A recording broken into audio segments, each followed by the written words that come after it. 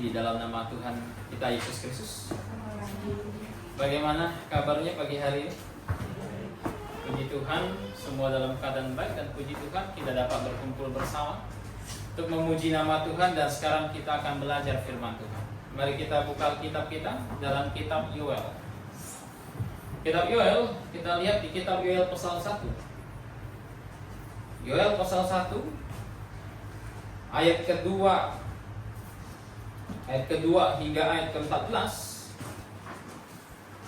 Kemudian kita akan lanjutkan di Yoel pasal 2 ayat 12 hingga 17. Yoel pasal 1 ayat kedua hingga ayat ke-14. Kemudian kita akan lanjutkan di Yoel pasal 2 ayat 12 hingga 17. Jika sudah menemukannya, kita akan baca silih berganti. Ayat kedua, kemudian jemaat dan simpatisan ayat ketiga, demikian silih berganti hingga berakhirnya perikop yang akan kita baca. Yoel pasal 1 ayat kedua. Dengarlah ini, hai para tua-tua, pasanglah telinga, hai seluruh penduduk negeri. Pernahkah terjadi seperti ini dalam zamanmu atau dalam zaman nenek moyangmu? Ceritakanlah tentang itu kepada anak-anakmu, dan biarlah anak-anakmu menceritakannya kepada anak-anak mereka, dan anak mereka pada angkatan yang kemudian. Apa yang ditinggalkan belalang pengerik telah dimakan belalang pindahan. Apa yang ditinggalkan belalang pindahan telah dimakan belalang pelompat. Dan apa yang ditinggalkan belalang pelompat telah dimakan belalang pelahap. Bangunlah, hai pemabuk, dan menangislah. Merataplah, hai semua peminum anggur, karena anggur baru, sebab sudah dirampas dari mulutmu anggur itu. Sebab maju menyerang negeriku suatu bangsa yang kuat dan tidak terbilang banyaknya. Giginya bagikan gigi singa, dan taringnya bagikan taring singa betina. Mulai dibuatnya pohon anggurku menjadi musnah, dan pohon araku menjadi buntung. Dikelupasnya kulitnya sama sekali, dan dirempahkannya sehingga carang-carangnya menjadi putih. Merataplah seperti anak dara yang berlilitkan kain kabung karena mempelai, kekasih masa mudanya. Kota saja dan curang-curangan sudah lenyap dari rumah Tuhan, dan berkabunglah para imam, yakni pelayan-pelayan Tuhan.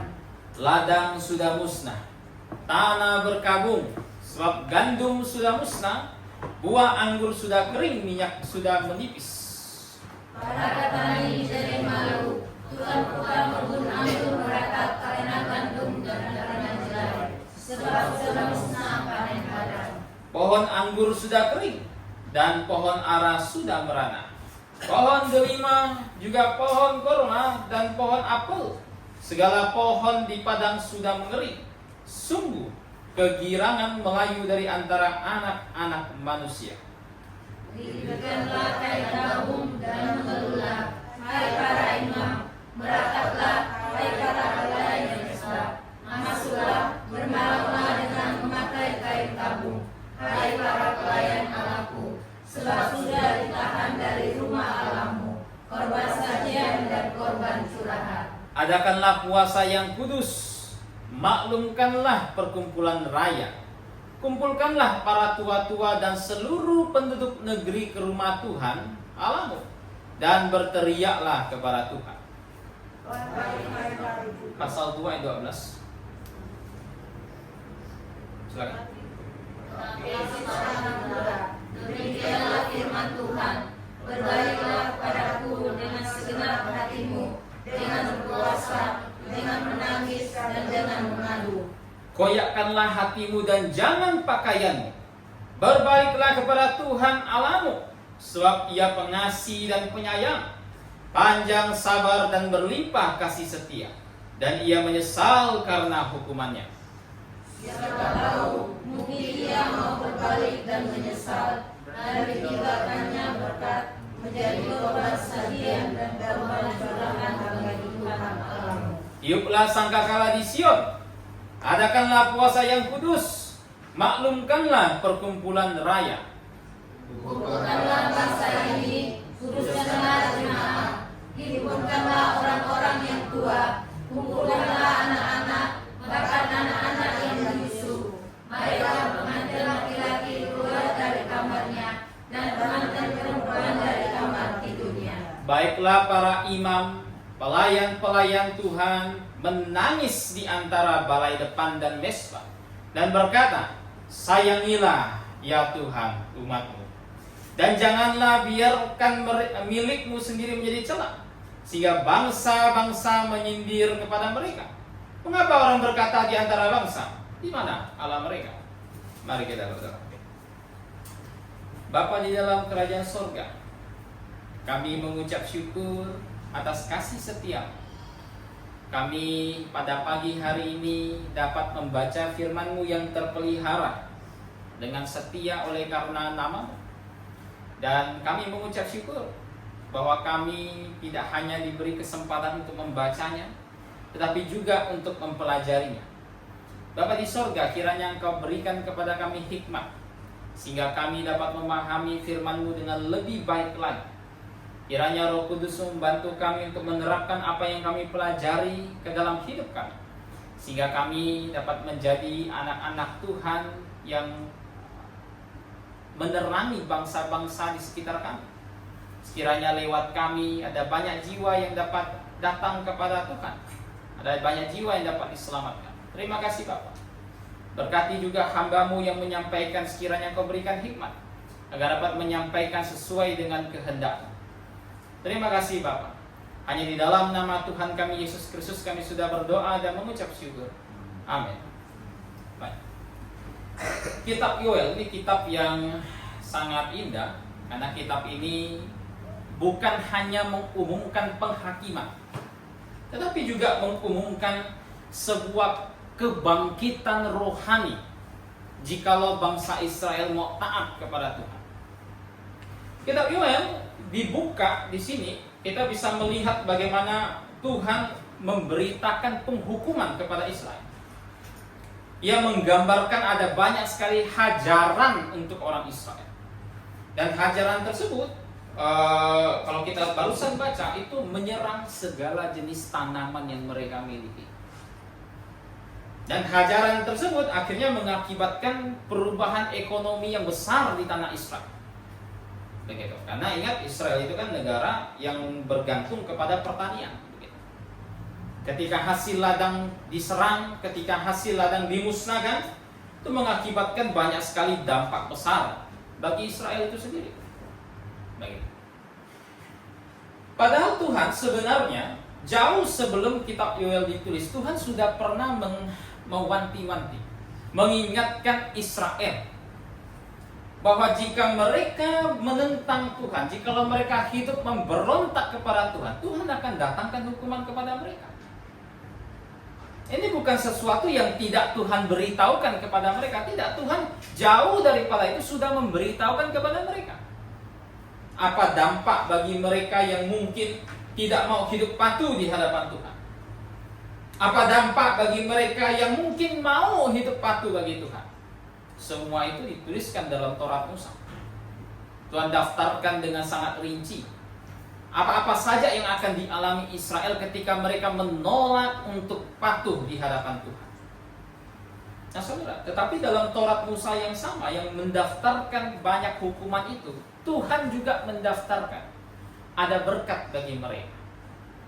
Dan Tuhan juga memberitahukan bahwa hukuman itu bukanlah sebuah akhir dalam Taurat Musa.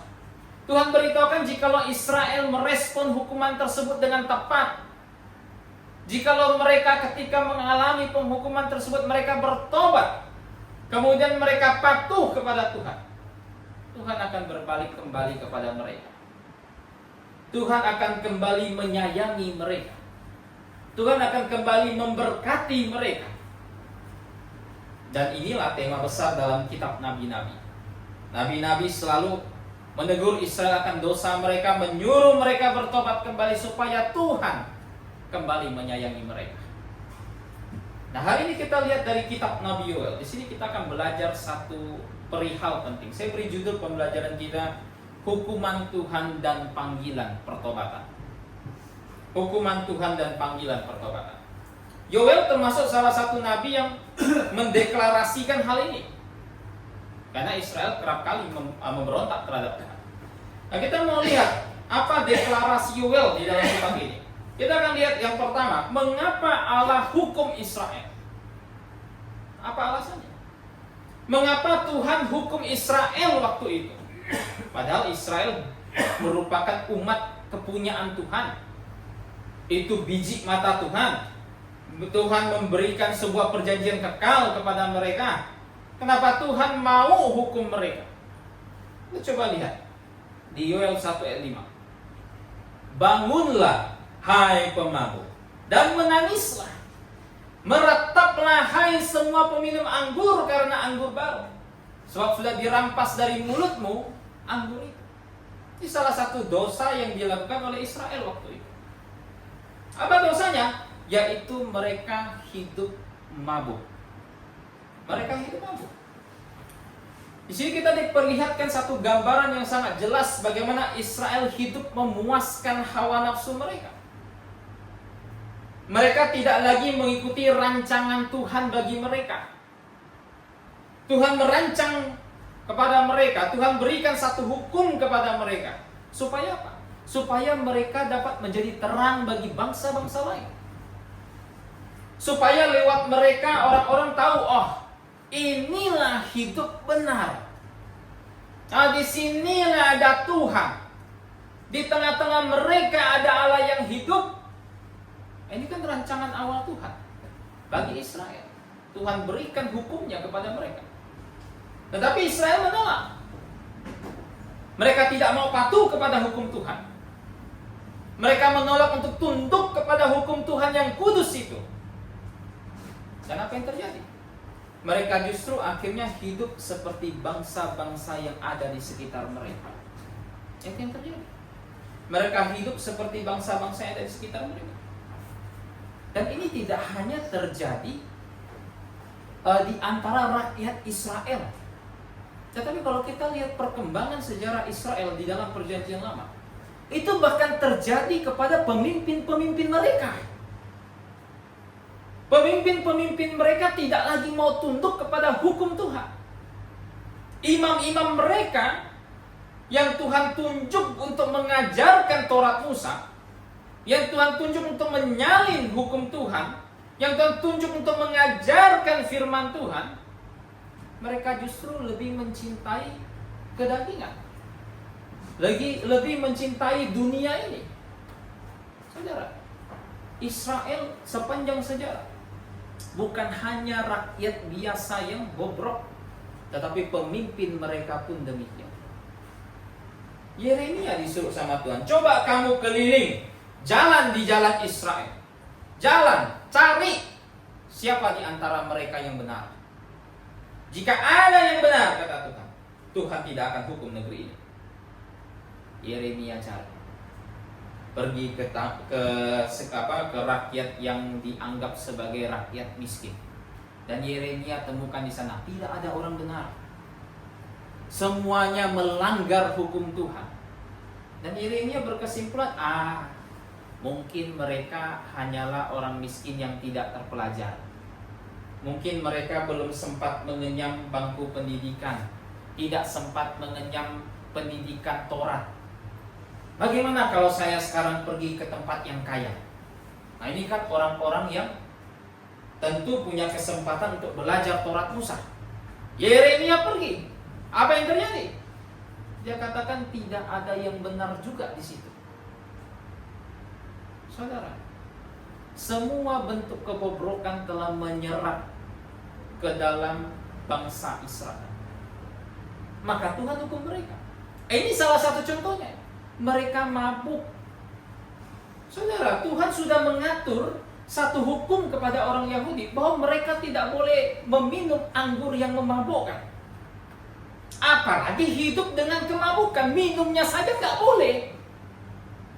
Tapi mereka hidup mabuk. Saudara, apa yang dilakukan Israel tidak beda dengan masyarakat modern kita hari ini. Masyarakat modern kita pun dipenuhi dengan hal yang sama. Dipenuhi dengan gaya hidup kemabukan. menganggap minum anggur yang memabukkan sebagai sesuatu yang mungkin keren dan lain sebagainya. Tidak beda dengan Israel pada waktu itu. Bahkan masyarakat modern kita hari ini lebih banyak jenis benda-benda yang memabukkan mereka. Bukan hanya anggur. Pada era modern ada orang yang mabuk oleh karena narkoba mereka. Ada orang yang mungkin terbuai mabuk oleh hiburan yang mereka miliki sampai melupakan Tuhan mereka.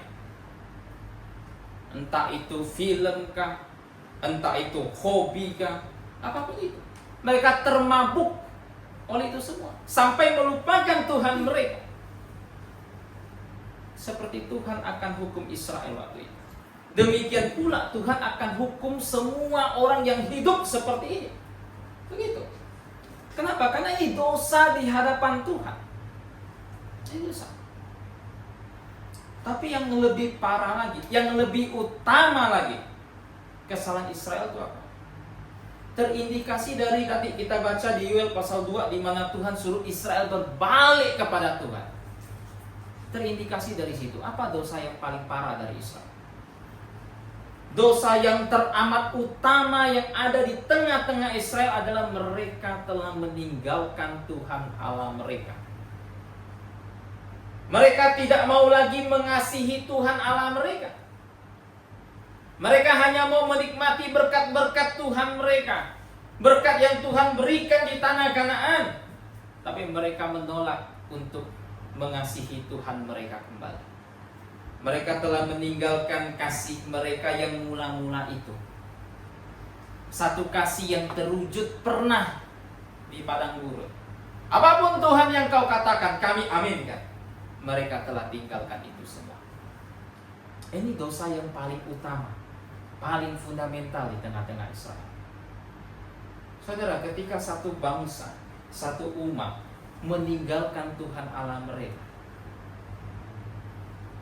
satu dosa yang sangat sederhana ini akan memimpin segala jenis dosa yang lain untuk masuk ke tengah bangsa tersebut.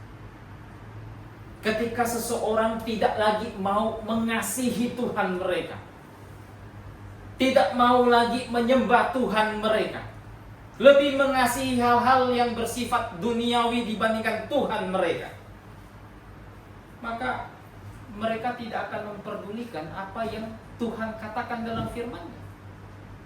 Masa bodoh kalau Tuhan bilang jangan mabuk, saya mau mabuk. Masa bodoh kalau Tuhan berkata harus berjemaat, saya nggak mau. Itu yang akan terjadi ketika seseorang tidak ada lagi rasa takut akan Tuhan Allah mereka di dalam hati mereka. Itu yang terjadi. Makanya Tuhan mau rasa tersebut tetap ada di dalam hati setiap orang. Biar apa? Biar setiap orang dapat hidup taat kepada Tuhan. Apapun yang Tuhan sampaikan mereka bisa aminkan tanpa ada yang menentang, tanpa ada yang beralasan. Tidak ada lagi orang yang seperti yang Tuhan katakan dalam sebuah perumpamaan. Ada seorang raja mengadakan pesta, kata Tuhan. Pesta sudah siap, tamu undangan sudah diundang, disuruh datang. Diutus hamba-hamba dari sang raja pergi, panggil tamu yang diundang itu. Hamba yang satu datang kepada seorang yang diundang, pesta sudah siap, silakan datang. Kata dia apa? Aduh, saya baru beli lembu nih, nggak bisa datang saya. Dia punya alasan, saya baru beli lembu nih. Yang satu diundang, pesta sudah siap. Aduh, saya baru nikah ini, nggak bisa datang saya.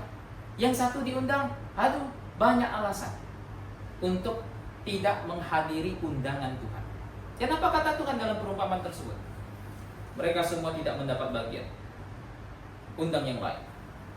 Undang yang lain. Undang semua orang yang mau taat, yang mau mendengarkan firman Tuhan. Undang yang lain. Kenapa? Karena Tuhan tidak peduli dengan alasan apapun yang bisa kita kemukakan untuk tidak taat di hadapan Tuhan. Dan tidak peduli itu. Intisarinya adalah ketidaktaatan umatnya di hadapan Tuhan. Makanya Tuhan marah besar dengan Israel waktu itu. Dan hal ini bisa saja terjadi di dalam gereja. Bisa saja. Saudara, mengapa ada banyak gereja yang awalnya sangat bagus, kemudian tiba-tiba runtuh? Apa alasannya? Memangnya tidak ada angin, tidak ada hujan, bangun tidur langsung runtuh dia? Nggak mungkin. Alasannya sederhana. Bisa saja generasi berikutnya itu, yang tinggal dalam gereja yang benar, mereka tidak lagi mengasihi Tuhan Allah mereka dengan segenap hati mereka. Mereka mungkin lebih mengutamakan hal-hal yang lain daripada Tuhan Allah mereka, sehingga Tuhan Allah mereka mencabut kekidian mereka. Dan satu gereja runtuh hanya karena persoalan tidak lagi mengasihi Tuhan Allah mereka. Begitu. Jadi apa yang terjadi di Israel bisa saja terjadi pada zaman ini. Sangat bisa. Begitu. Itu hal yang pertama. Sekarang kita mau lihat, bukan hanya alasan kenapa Tuhan hukum Israel waktu itu, tapi bagaimana cara Tuhan hukum Israel waktu itu. Bagaimana caranya? Coba kita lihat dalam Yoel pasal 1 ayat 2 sampai 3. Ini sebagai contoh. Dengarlah ini hai para tua-tua, pasanglah telinga hai seluruh penduduk negeri. Pernahkah terjadi seperti ini dalam zamanmu? Atau dalam zaman nenek moyangmu? Ceritakanlah tentang itu kepada anak-anakmu, dan biarlah anak-anakmu menceritakan kepada anak-anak mereka, dan anak-anak mereka kepada angkatan yang kemudian. Saudara, Tuhan katakan di sini, Dia memberikan satu penghakiman yang sangat besar kepada Israel. Satu bencana yang sangat besar. Satu bencana yang mungkin belum pernah terjadi sebelumnya. Begitu. Dan bencananya apa? Dari ayat keempat, di situ bencananya. Tuhan katakan Dia mengirimkan belalang untuk melahap semua hasil panen mereka.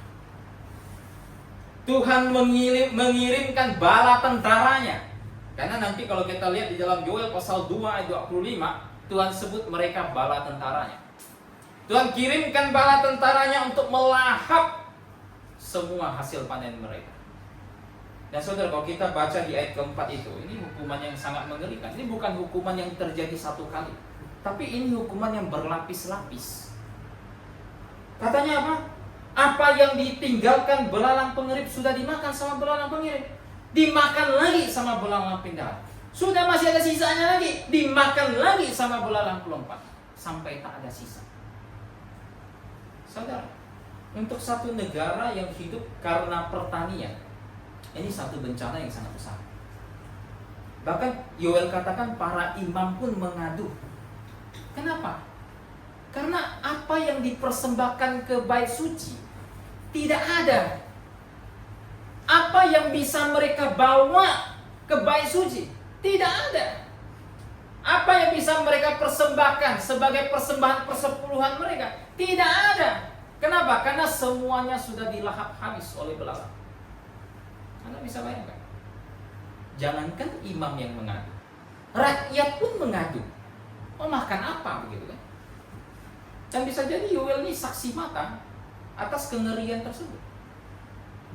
Saudara, Tuhan beberapa kali hukum Israel dengan bentuk kelaparan.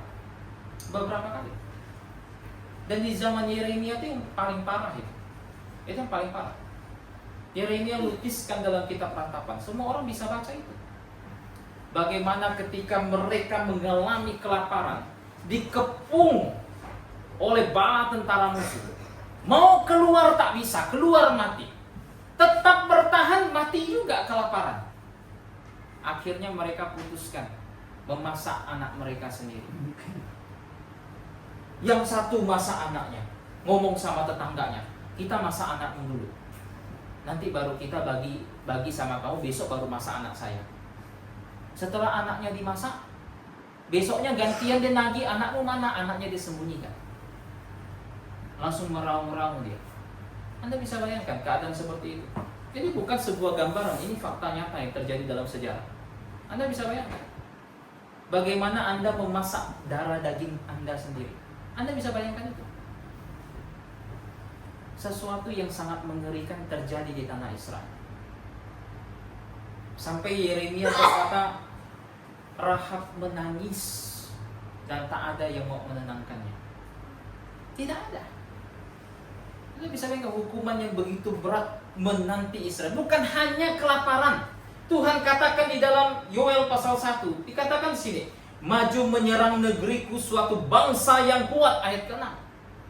Sudah habis kena lahap belalang, hasil panen, diserang pula oleh negara lain.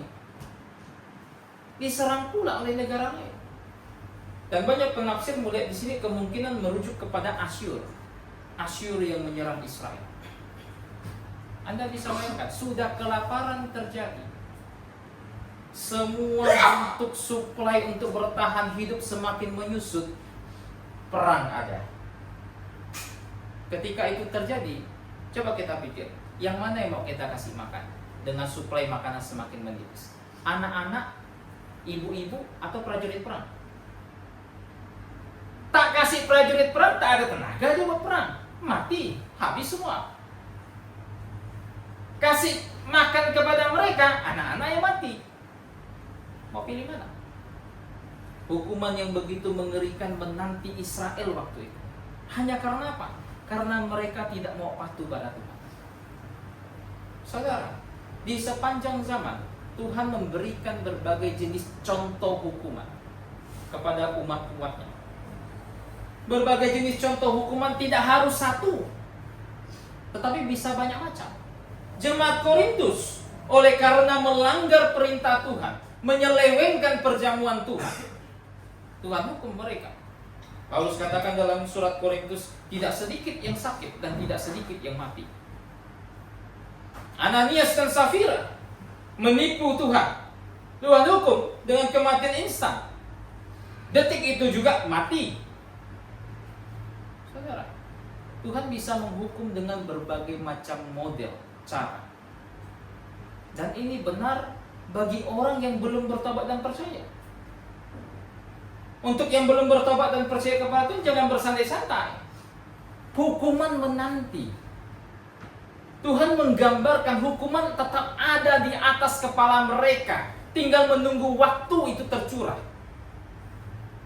Dan ketika itu tercurah, siapa yang bisa menahannya? Tidak ada.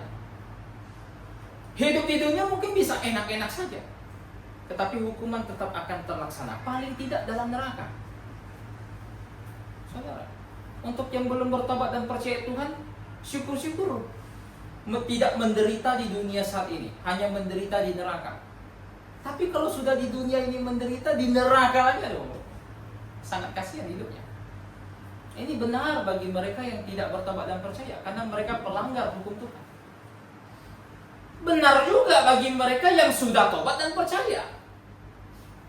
Siapapun yang sudah tobat dan percaya, jangan berpikir dirinya bebas melakukan dosa. Mentang-mentang kalau mati pasti masuk surga. Saya kalau berbohong kan dosa saya sudah diselesaikan Kristus, nggak masalah. Saya tidak mau taat kan nggak masalah, dosa saya sudah diselesaikan oleh Kristus. Saudara, hukuman tetap ada. Tuhan katakan di dunia ini tidak ada bapak yang tidak menghukum anaknya, tidak ada. Seperti bapak menghukum anak, demikian pula Tuhan menghukum anak-anaknya. Jika Tuhan tidak menghukum anak-anaknya, ini mesti wanti-wanti untuk semua orang yang merasa dirinya sudah tobat dan percaya. Jika Tuhan tidak menghukum, maka Anda bukan orang yang lahir baru. Anda pasti binasa dalam neraka. Kenapa? Karena Tuhan katakan dalam Ibrani pasal 12, kalau misalnya tidak Tuhan hukum, maka dia anak haram. Anak haram berarti bukan anak Tuhan. Bukan anak Tuhan. Hati-hati.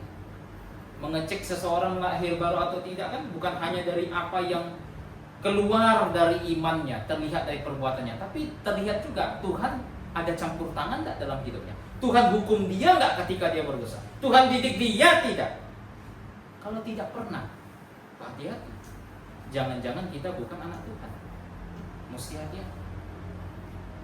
Tapi jangan pula, saya pengen menantikan hukuman Tuhan, biar saya terlihat seperti anak Tuhan. Jangan juga. Ibrani 12 katakan hukuman Tuhan tidak menyenangkan ketika itu tiba. Tidak menyenangkan. Nah saudara, itu cara Tuhan menghukum Israel waktu itu. Itu hal kedua yang kita pelajari hari ini. Hal terakhir, bagaimana cara mereka dapat bangkit kembali Bagaimana cara Israel dapat bangkit kembali dari keterpurukan ini? Saudara, Yoel sekalipun mengumumkan berbagai macam hukuman bagi Israel, tetapi Yoel masih memberikan sebuah pengharapan bagi Israel. Ini selalu dilakukan oleh nabi-nabi. Yeremia contohnya, berbagai macam jenis hukuman diumumkan oleh Yeremia, tapi di tengah-tengah situ dia masih mengumumkan ada kesempatan bagi Israel. Ada kesempatan. Ada kesempatan mereka untuk bangkit kembali. Nah, bagaimana cara mereka bisa bangkit kembali ketika penghakiman-penghakiman sudah menanti mereka? Tuhan katakan di sini, kita lihat 13-14. Lilitkanlah kain kabung dan mengeluhlah hai para imam. Merataplah hai para pelayan mesbah. Masuklah, bermalamlah dengan memakai kain kabung. Hai para pelayan Allahku, sebab sudah ditahan dari rumah Allahmu korban sajian dan korban curahan. Adakanlah puasa yang kudus, maklumkanlah perkumpulan raya, kumpulkanlah para tua-tua dan seluruh penduduk negeri ke rumah Tuhan Allahmu dan berteriaklah kepada Tuhan. Bagaimana cara mereka bisa beroleh satu kebangkitan kembali? Tuhan perlihatkan di sini, mereka harus merendahkan diri mereka. Tuhan nyatakan dengan istilah mana di ayat 14.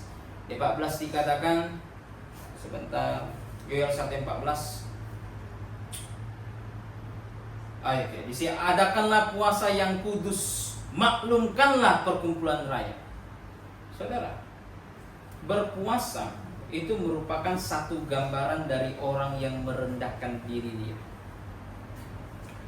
Berpuasa merupakan satu gambaran dari seseorang yang merendahkan diri. Dalam hari pendamaian, Tuhan katakan di hari tersebut mereka harus merendahkan diri di hadapan Tuhan. Elai terjemahkan dengan berpuasa di hadapan Tuhan. Memang betul kalau Israel ketika mereka merendahkan diri, mereka berpuasa di hadapan Tuhan. Memang betul. Tetapi teks tentang hari pendamaian Tuhan hanya suruh mereka merendahkan diri. Makanya berpuasa itu sering diidentikan dengan simbol merendahkan diri. Ditambah lagi mereka mengenakan kain kabung, begitu. Ditambah lagi mereka mengenakan kain kabung. Kain kabung itu menandakan menyingkirkan kesombongan. Daripada berhiaskan dengan berbagai macam jenis hiasan, mereka mengenakan kain kabung. Kain yang begitu kasar, kain yang begitu jelek.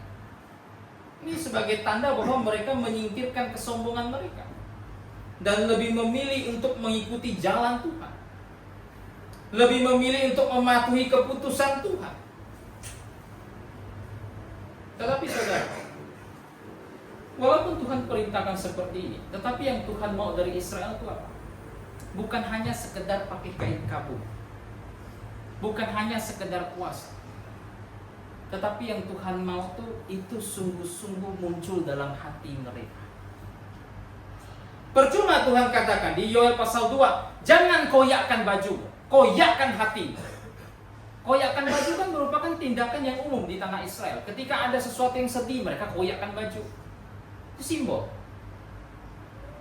Tapi yang terpenting bukan sekedar koyakkan baju fisik, bukan sekedar puasa fisik, bukan sekedar pakai kain kabung fisik. Yang penting itu apa? Mengoyakkan hati mereka. Bersungguh-sungguh di hadapan Tuhan. Sungguh-sungguh merendahkan diri di hadapan. Ini yang terpenting. Dari sekedar bentuk jasmania, simbol jasmania. Yang terpenting itu hati mereka. Dan Tuhan mau mereka untuk kembali lagi kepada Tuhan. Yoel pasal 2, berbalik kembali kepada Tuhan. Nah saudara, di tanah Israel pernah beberapa kali Israel itu beberapa orang penting berbalik kepada Tuhan. Semisal Hizkia. Ada yang tahu Hizkia? Hizkia raja yang berbalik kepada Tuhan. Yosia raja yang berbalik kepada Tuhan. Walaupun mereka raja waktu itu, mereka berbalik kepada Tuhan, tapi satu bangsa tidak berbalik kepada Tuhan. Kenapa? Karena yang berbalik cuma satu orang. Hukuman tidak tidak ditarik oleh Tuhan. Tuhan tetap hukum mereka. Walaupun Yosia mengatur waktu itu, semuanya harus pelihara Paskah mulai sekarang, ya kan? Karena dia sekarang sangat mengasihi Tuhan. Semua mesti tunduk sama Tuhan hari ini. Semua Israel tunduk. Apa yang dibilang Yosia lakukan. Kenapa? Karena dia raja. Tak tunduk mati, kan begitu. Tunduk. Tapi sekalipun mereka tunduk pada Yosia, melakukan apa yang Yosia mau. Kemudian tuh Yosia suruh taati perintah Tuhan, mereka taati juga. Tapi Tuhan tidak menarik hukumannya. Kenapa? Karena mereka melakukannya hanya secara jasmania. Tidak dari hati mereka. Satu perubahan yang terlihat secara jasmani berbalik kepada Tuhan itu sebab tidak pada hati mereka. Mereka hanya tunduk kepada perintah Tuhan karena Yosia yang memerintahkannya. Saudara, itu terjadi di tanah Israel. Dan itu juga terjadi di hadapan Tuhan di sepanjang zaman. Ada banyak umat Tuhan yang seperti itu. Seperti Israel. Terlihat taat, terlihat mengasihi Tuhan, terlihat memikirkan perkara Tuhan. Hanya terlihat saja. Tapi hatinya jauh dari Tuhan. Mau dikatakan dia sangat memikirkan Tuhan, dia sendiri nggak mau taat sama Tuhan. Apa yang dia pikirkan dari Tuhan? Omong kosong. Mau dikatakan dia sangat mengasihi Tuhan, tapi apa yang Tuhan perintahkan dia selalu langgar. Bagaimana bisa dikatakan dia mengasihi Tuhan? Tuhan sendiri kasih sebuah standar dalam 1 Yohanes. Siapa yang mengasihi aku, dia menuruti firman. Ini Tuhan kasih standarnya. Kenapa? Kita mengasihi sesuatu yang tak terlihat. Tak ada orang yang bisa lihat Tuhan di sini. Ada. Kita mengasihi yang tak terlihat. Apa buktinya? Kan begitu. Kalau mengasihi yang terlihat sih gampang. Apa bukti kita mengasihi pasangan kita? Kita sediakan apa yang ia butuhkan. Dia mengalami kesedihan, kita hibur. Dia mengalami kekurangan, kita cukupkan. Ya kan? Itu yang terlihat. Mengasihi itu bagaimana caranya? Memberikan dia pada saat dia kekurangan, dia nggak kurang apa-apa. Menghiburnya saat dia sedih, nggak perlu. Bagaimana cara mengasihi Tuhan? Menuruti firman-Nya. Nah saudara, ada banyak orang tidak seperti itu. Menggenapi apa yang Yesaya katakan. Umat ini mendekat kepadaku dengan bibirnya, tetapi hatinya jauh daripada aku. Saudara, manusia tidak tahu apakah seseorang itu sungguh-sungguh mengasihi Tuhan. Tidak tahu. Tapi Tuhan menjamin dalam surat Timotius, aku mengenal milikku. Tuhan tahu siapa miliknya. Tuhan tahu ya, karena dia maha tahu. Dia tahu isi hati seseorang. Dia tahu apakah orang itu sungguh tobat percaya tidak. Dia tahu apakah dia hanya sekedar menghibur orang-orang di sekitarnya dengan hal rohani tidak. Dia tahu semua itu. Dan ketika saatnya tiba, Tuhan akan memberikan segala jenis penghukuman dengan adil, segala jenis pengadilan dengan sangat adil. Tak ada di sana orang bisa membantah Tuhan, karena dia mengenal siapa miliknya. Nah saudara, Israel punya kesempatan asal mereka mau berbalik kepada Tuhan, asal mereka sungguh-sungguh mau mengoyakkan hati mereka, asal sungguh-sungguh mereka mau menguduskan Tuhan, agar mereka sungguh-sungguh meninggalkan segala bentuk kejasmanian yang mereka kasihi itu dan mengejar apa yang Tuhan inginkan. Mereka punya kesempatan. Tapi sayangnya Israel tidak mau mengambil kesempatan tersebut, sehingga mereka akhirnya dihukum Tuhan. Nah saudara, sama dengan kita semua yang hidup pada zaman ini, kita semua punya kesempatan. Yang belum bertobat dan percaya kepada Kristus punya kesempatan untuk menerima Tuhan. Tuhan katakan selama masih ada hari esok, masih ada kesempatan. Selama masih ada hari ini, hari inilah keselamatan tersebut. Tuhan katakan masih ada keselamatan, masih ada kesempatan. Ambil kesempatan tersebut, jangan sia-siakan. Karena akan tiba saatnya kesempatan tersebut Tuhan tarik. Dan ketika Tuhan tarik, Tak ada orang yang bisa tolong dia. Tak ada. Firaun bukan Tuhan tidak mau tolong dia, tapi dia yang menutup pintu hatinya 5 kali di hadapan Tuhan. Setelah itu mau di apapun Firaun itu, dia tak akan mungkin bertobat sampai akhirnya binasa jadi dalam laut. Begitu.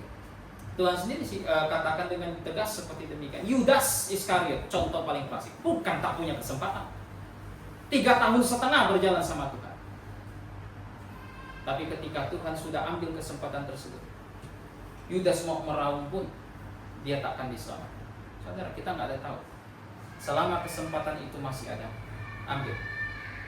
Merendahkan diri di hadapan Tuhan, taat pada firman-Nya, agar Tuhan kembali mengasihi kita sebagai umat, mengambil pergi hukuman yang ia mungkin ikrarkan, dan mengembalikannya dengan berkat. Amin. Hari ini kita belajar dari kitab Yoel, penghukuman Tuhan. Kita sudah lihat betapa besarnya penghukuman Tuhan atas ketidaktaatan umat. Penghukuman Tuhan atas mereka yang meninggalkan Tuhan. Dan Tuhan sudah umumkan juga, ada kesempatan bagi siapapun yang mungkin berdosa di hadapan untuk datang kembali kepada. Sekiranya pembelajaran dari kitab Yoel pasal 1 ini dan pasal 2 dapat mengingatkan kita kembali untuk semakin mengasihi Tuhan kita. Dan jika ada di antara kita mungkin yang melakukan dosa, untuk merendahkan diri di hadapan Tuhan. Minta kesediaan saudara Tigor pimpin dalam doa. Dipersilakan.